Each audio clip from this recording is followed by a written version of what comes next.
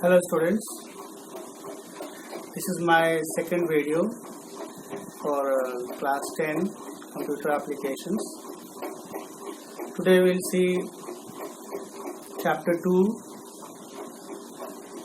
class as a basis of all computations.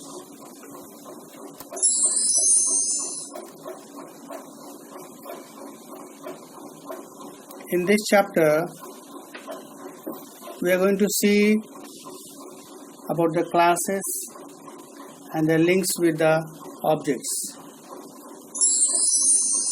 Let's start with an object.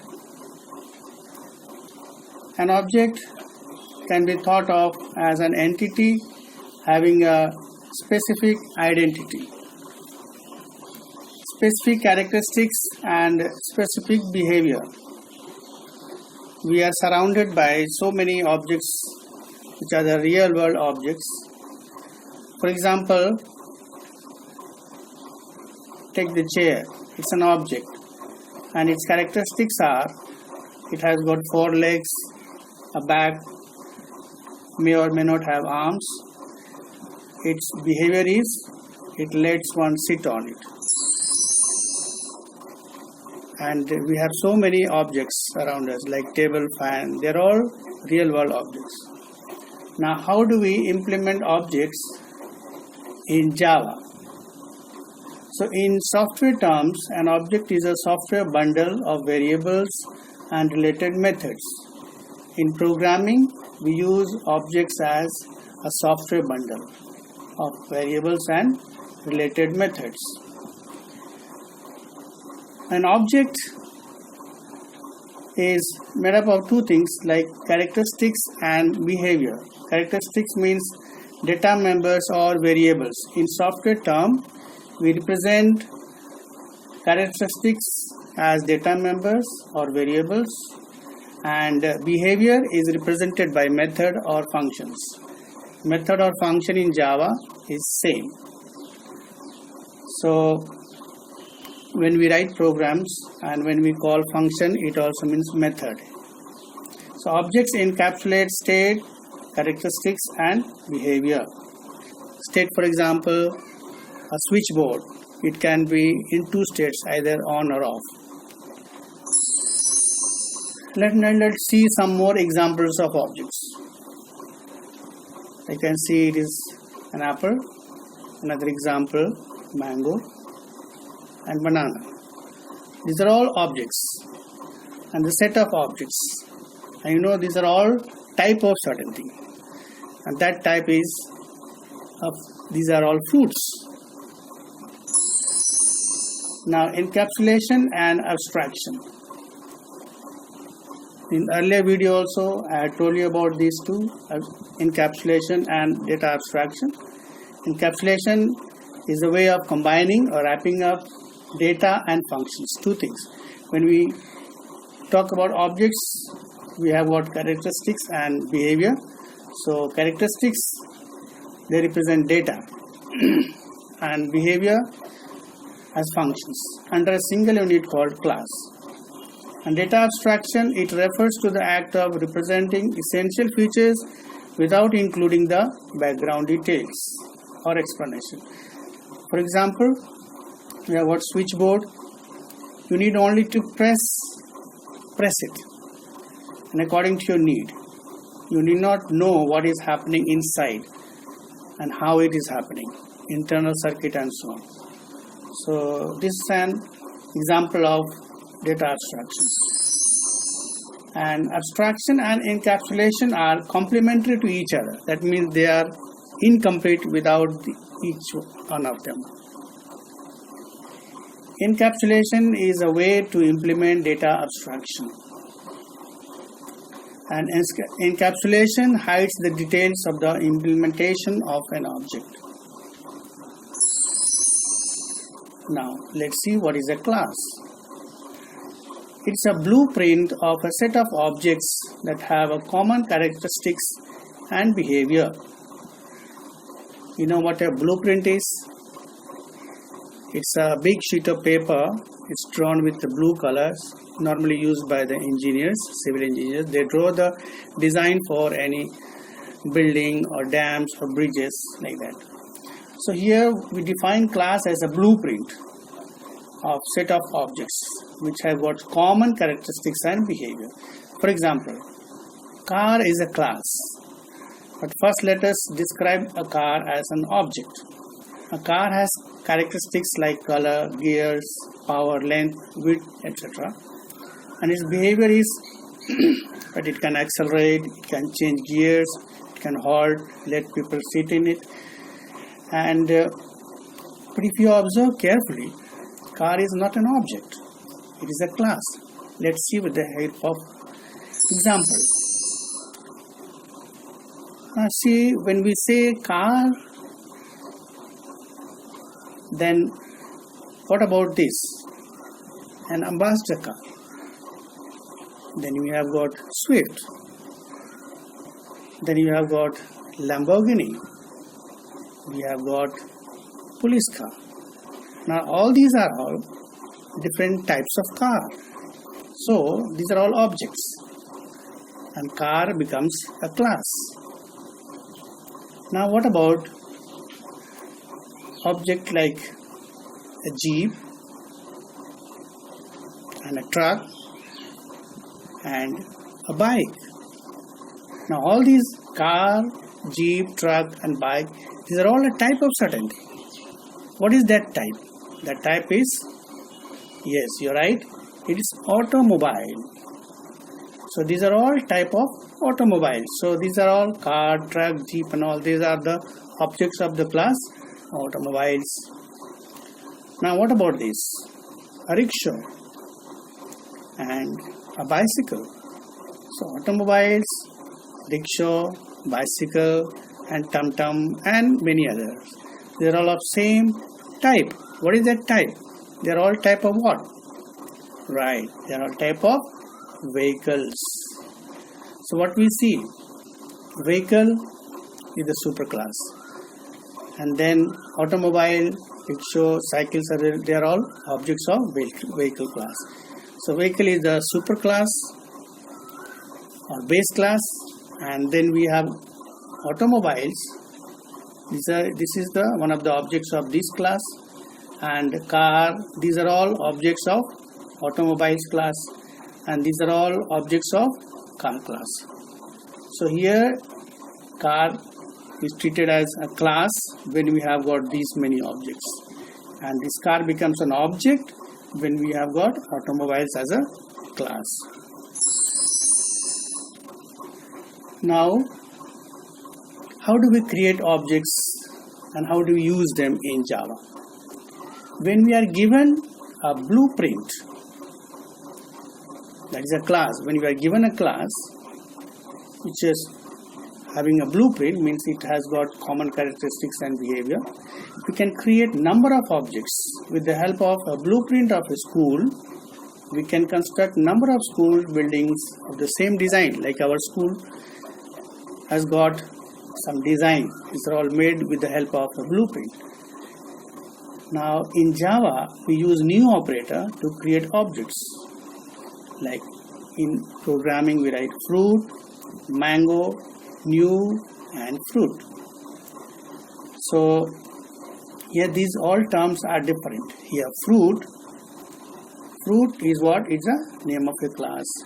Mango is an object, and new is an operator, and fruit is a class or class constructor. We'll read later on. So using new operator, we are able to create objects in Java.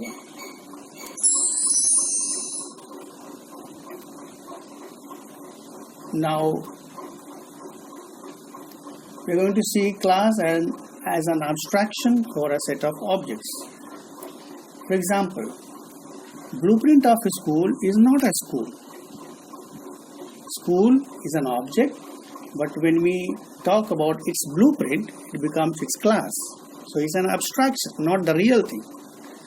Since a class represents an abstraction, there can be many classes defined for an entity. Abstraction is always relative to the purpose or user.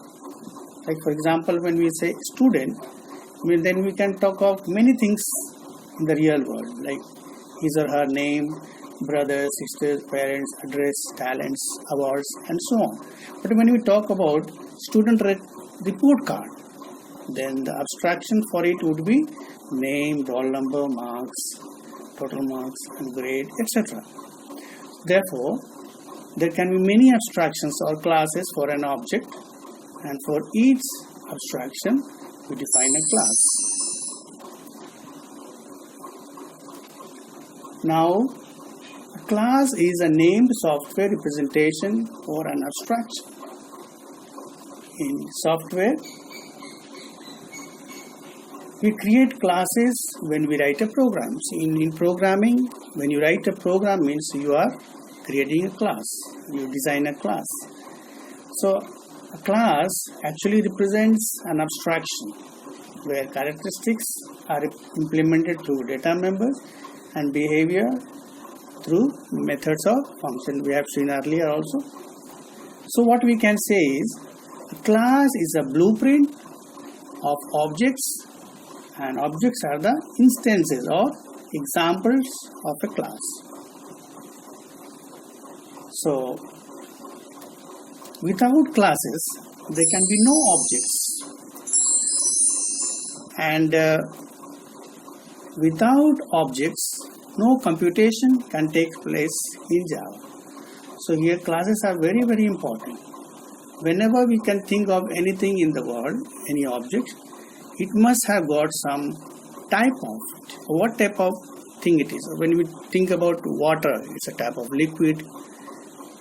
Or therefore what we see, the classes form the basis of all computation in Java. That is for the chapter name.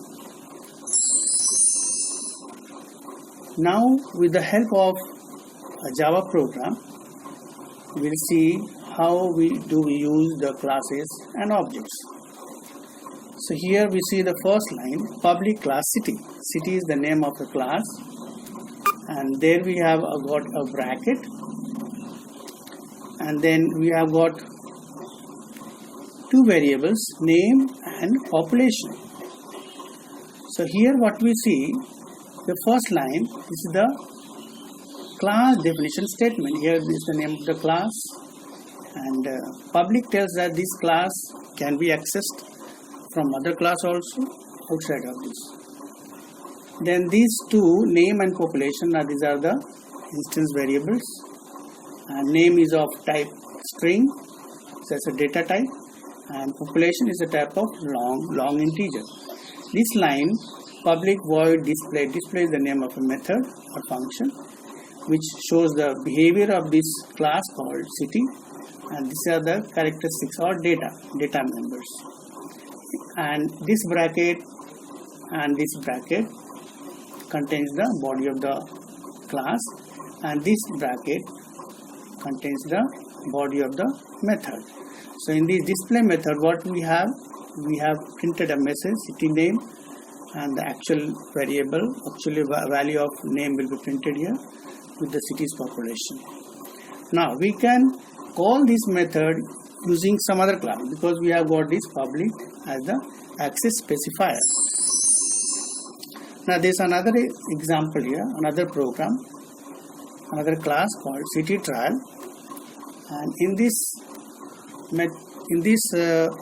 class we are going to call city class, and we'll be able to create objects here, and we'll be able to get their output with the help of this method. So this is the name of this class, city trial, and this is the city trial test is the name of a method or function. Now in this line,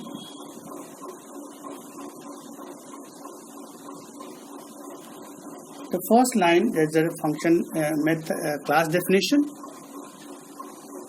and then this one is for the method definition. This is the name of the class, name of the method.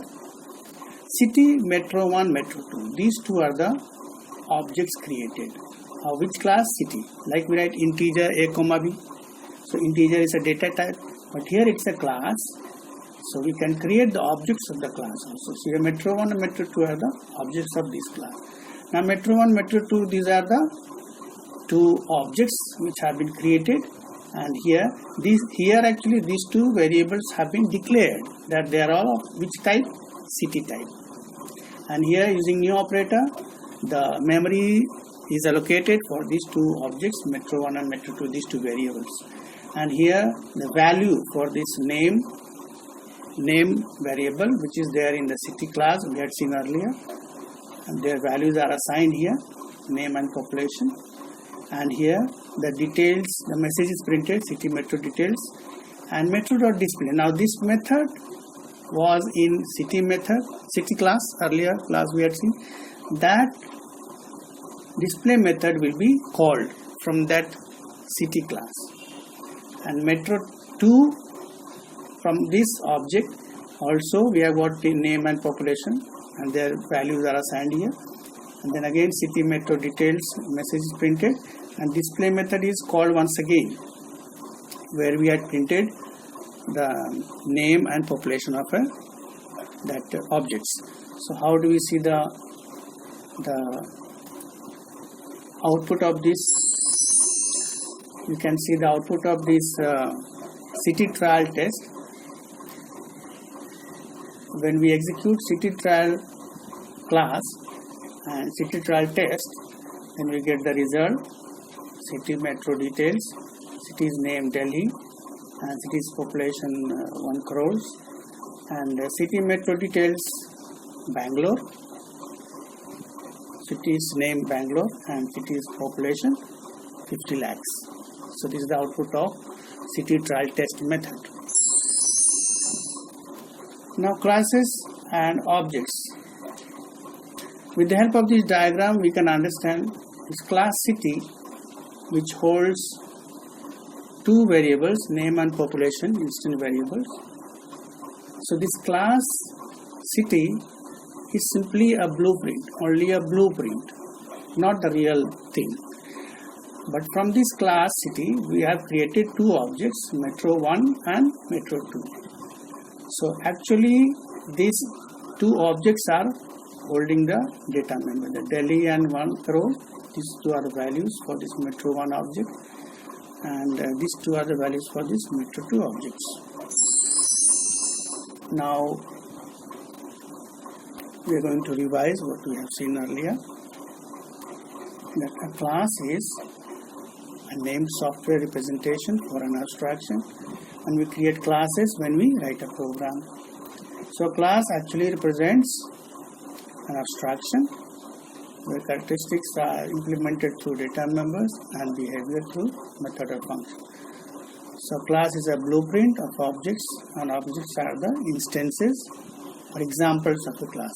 Like we had seen 3 diagrams earlier: mango, banana and pineapple and so on. These are all type of fruit. So fruit is a class and objects are mango, banana, apple and so on.